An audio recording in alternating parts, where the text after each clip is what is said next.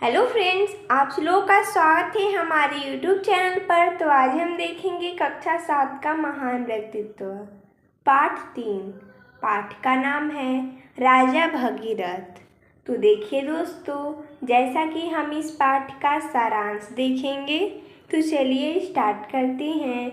महाराज रामचंद्र से कई पीढ़ियों पहले अयोध्या में राजा सगर राज्य करते थे। राजा सगर ने एक बार यज्ञ किया और अपनी जीव के प्रतीक के रूप में यज्ञ का घोड़ा छोड़ दिया। उस घोड़े को इंद्र ने पकड़ लिया।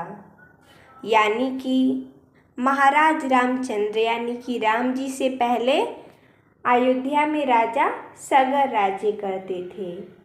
राजा सगर एक बार यज्ञ किए थे और अपने जीव के प्रतीक के रूप में घोड़ा छोड़े थे। उस घोड़े को इंद्र ने पकड़ लिया था। राजा सगर के पुत्र घोड़े को खोजने के लिए निकले, परंतु घोड़ा उन्हें नहीं मिला। तब उन्होंने धरती को खोदना शुरू कर दिया। अंत में वे एक स्थान पर पहुँचे जहाँ मुनि कपिल बैठे हुए थे और उनके निकट ही घोड़ा बंधा हुआ था। राजा सगर के पुत्रों ने मुनि कपिल को बहुत भला बुरा कहा। इस पर क्रोधित होकर मुनि ने उन्हें वहीं भस्म कर दिया। घोड़े को इंद्र ने पकड़ लिया। राजा सगर के पुत्र घोड़े को खोजने के लिए निकल पड़े, लेकिन उन्हें घोड़ा नहीं मिला। तब उन्होंने क्या किया, धरती खोदना शुरू कर दिया और वे एक ऐसे स्थान पर पहुँचे जहाँ पर कपिल मुनि बैठे हुए थे और उनके पास में ही घोड़ा बंधा हुआ था।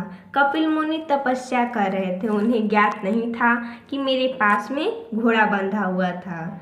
वो तो इंद्रदेव वहाँ पर लाकर बांध दिए थे और राजा सगर के पुत्रों को भी नहीं पता था। उनको लगा कि कपिल मुनि के पास बंधा है घोड़ा, तो वही बांधे होंगे, इसलिए कपिल मुनि को उन्होंने बहुत भला बुरा कहा। इस पर कपिल मुनि गुस्सा हो गए और गुस्से में उन्हें वहीं भस्म कर दिए। आगे पढ़ते हैं।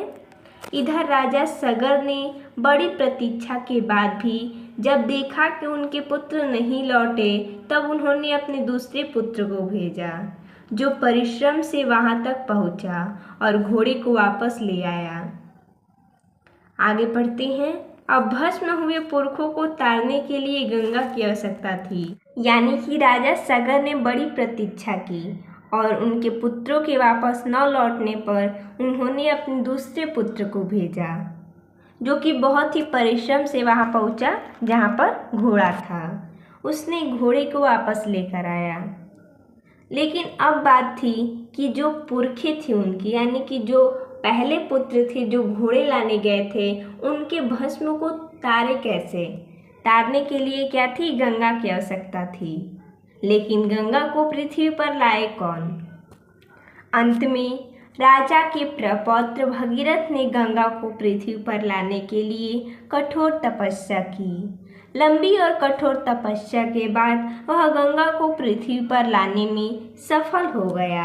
यानी कि अंत में राजा के प्रपौत्र, प्रपौत्र का अर्थ होता है पुत्र का पोता, जो कि भगीरथ थे। इन्होंने बहुत ही कठिन तपस्या की और गंगा को पृथ्वी पर ले आए। इस प्रकार राजा भगीरथ ने अपने भस्म हुए पुरखों को तार दिया और उनकी धार्मिक क्रिया की। उसके बाद बहुत दिनों तक उन्होंने अयोध्या में राज्य किया।